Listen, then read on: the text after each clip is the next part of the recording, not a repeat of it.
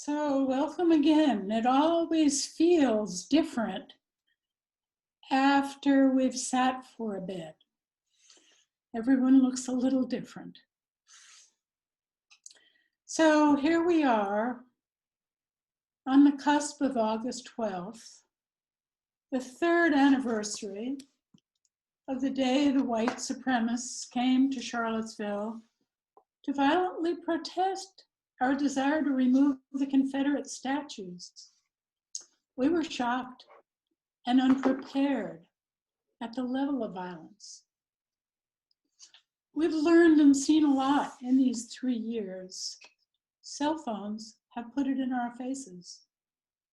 We are not and have not been a just and equitable society. The statues downtown of Jackson and Lee aren't still fighting the war. They're fighting racial equity. As Ibram Kendi titled his current essay in The Atlantic, "It's the End of Denial." The president, Kendi writes, has held up a mirror to American society, and it has reflected back a grotesque image that many people until now had refused to see. An image not just of the racism still coursing through the country, but also of the reflex to deny that reality. With our understanding of the Buddhist truth of karma, of causality, that every action has an effect, we can trace exactly how, as a country, we have come to this point. In fact, we've been so successful in our inhumanity that we've exported our playbook. I was puzzled on August 12th, 3 years ago, when white supremacists chanted, "We will not be replaced by Jews." And I thought, what's that about? As far as I know, we only have one synagogue in Charlottesville. There aren't enough people there to replace anyone. What a strange idea. I've since learned that Hitler developed his playbook from our Jim Crow laws. Replicated details like the one drop of blood. Do people know what that means? If you had one drop of Negro blood, because they would trace your grandparents, you were considered Negro. And for Hitler, if you had one drop of Jewish blood, you were considered Jewish, which is why my father's family fled Holland. He copied our eugenics, the ethnic cleansing for white skin in America, for Aryans, blonde hair and blue eyes in Germany. The practice of eugenics developed a strong foothold at the UVA hospital. We have curated our immigrants for white skin.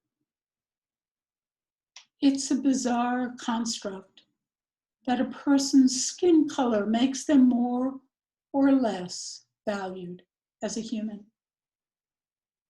Human value by skin color, a total delusion. Recalling the names of the 3 poisons, greed, hatred, and delusion. And underneath them all, ignorance.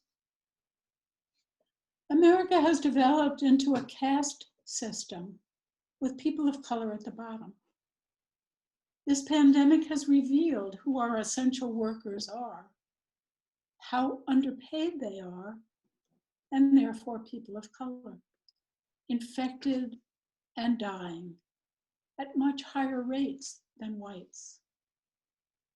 It's not only the work risk, but even broader racial inequalities like access to health care, greater prevalence of comorbidities, crowded living conditions, lack of parks, and needing to rely on public transportation. We are right now in a unique position to change these inequalities. Economists know how to do it, but does America want to? Will we keep ignoring this huge issue as if it would disappear? Or will we be able to turn toward it?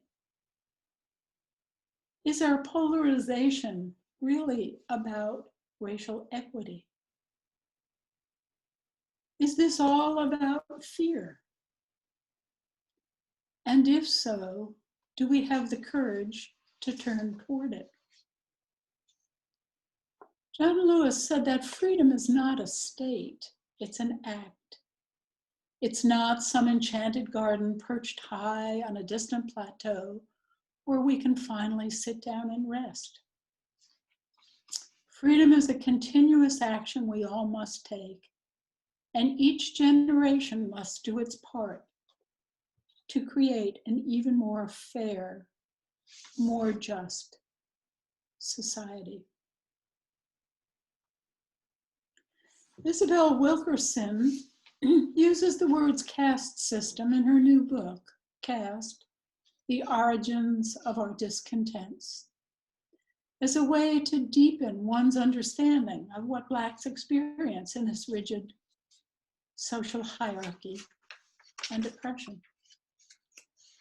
Race, she says, is the tool, the signal, the cue to the underlying infrastructure we cannot see. It points to where you fit in the caste system. Caste is the bones of the system, where race is the skin.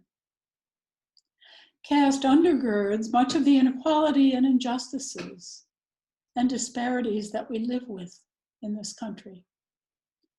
Black is the primary metric in this country of determining one's identity. It's the architecture of human hierarchy, the subconscious code of instruction.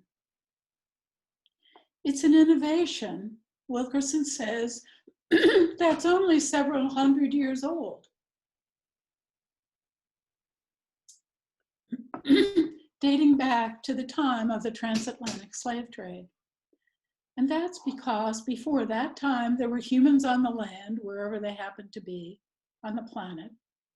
And because of the way people were living on the land, and they were merely who they were. They were Irish, or they were German, or they were Polish, or Hungarian, and only thought of themselves as white after the transatlantic slave trade.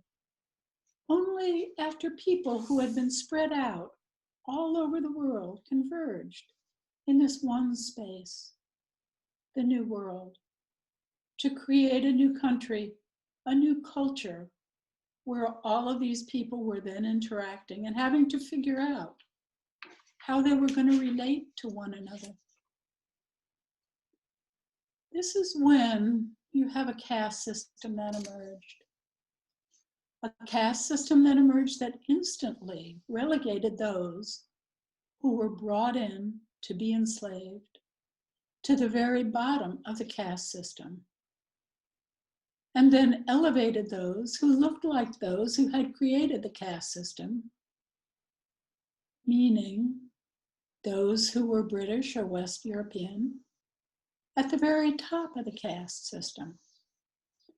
And anyone who entered that caste system had to navigate and figure out how they were going to manage. How were they going to survive and succeed in this system? And also, upon arrival, discovering that they were assigned to a particular category, whether they wished to be in it or not. That means that until arriving here, people who were Irish, people who were Hungarian, people who were Polish, would not have identified themselves back in the 19th century as being white, but only in connection to the gradations and ranking that occurred and was created in the United States That's where the designation of white, the designation of black, and those in between came to have meaning. Isabel Wilkerson tells the story of a Japanese man who petitioned the Supreme Court to be considered a white man because the color of his skin was lighter than many white people. And he was turned down. Wilkerson continues, a caste system is an artificial construction, a fixed and embedded ranking of human value that sets the presumed supremacy of one group against the presumed inferiority of other groups on the basis of ancestry and often immutable traits that would be neutral in the abstract, but are ascribed life and death meaning in a hierarchy, favoring the dominant caste whose forebears designed it. A caste system uses rigid, often arbitrary boundaries to keep the ranks apart, distinct from one another, and in their assigned places. Throughout human history, 3 caste systems have stood out. The lingering, millenniums-long caste system of India, the tragically accelerated, chilling, and officially vanquished caste system of Nazi Germany, and the shape-shifting, unspoken race-based caste pyramid in the United States. These are Isabel Wilkerson's words. She is such a fabulous writer. I felt like I couldn't do better. So these are her words. Each version relied on stigmatizing those deemed inferior to justify the dehumanization necessary to keep the lowest ranking people at the bottom and to rationalize the protocols of enforcement. A caste system endures because it's often justified as divine will, originating from sacred text or the presumed laws of nature, reinforced throughout the culture and passed down through the generations.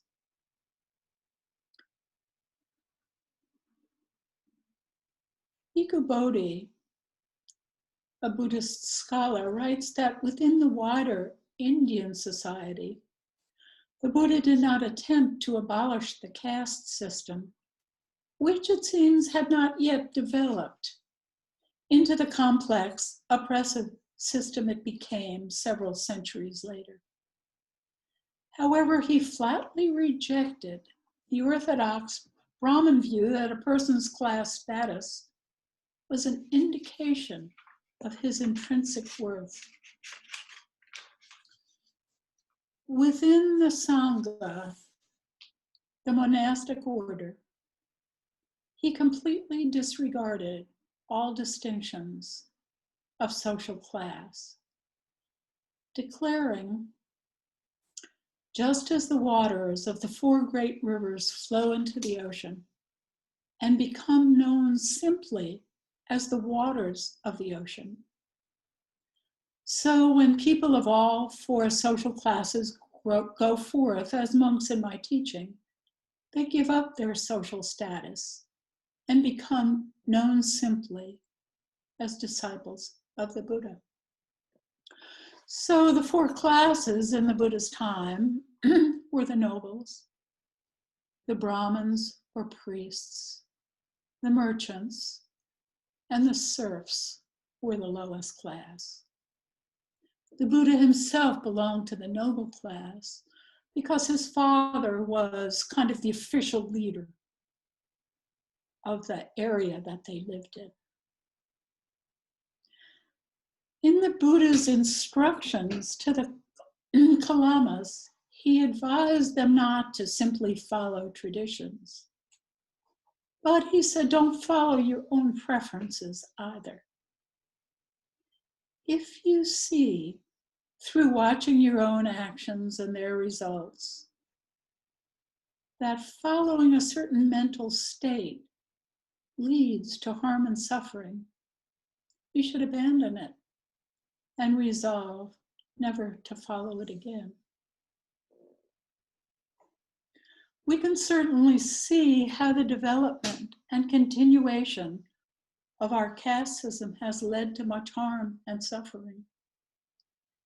In part, I think it has to do with our lack of respect for human life and our lack of respect in general.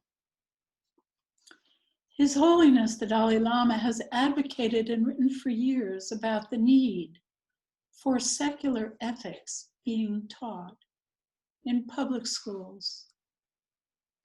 In 2001, he published Ethics for the New Millennium, and in 2012, published Beyond Religion, Ethics for the Whole World.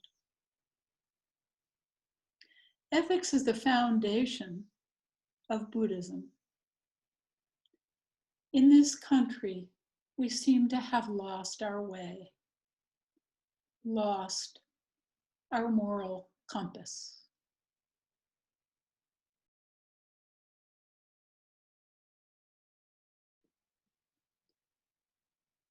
So shall we end with some metta, some loving kindness, and get comfortable.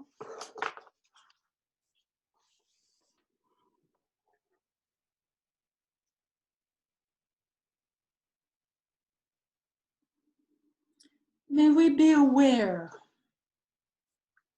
of our mental states, as well as the benefit or harm they cause.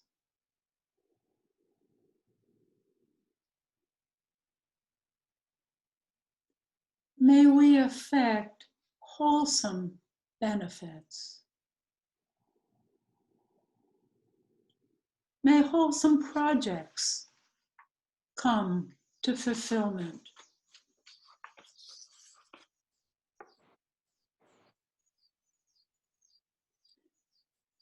May I and all beings, omitting none, be happy and light of heart. May I and all beings, omitting none, be healthy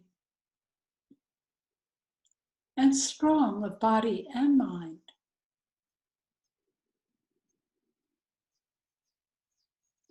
May I and all beings respect and honor life.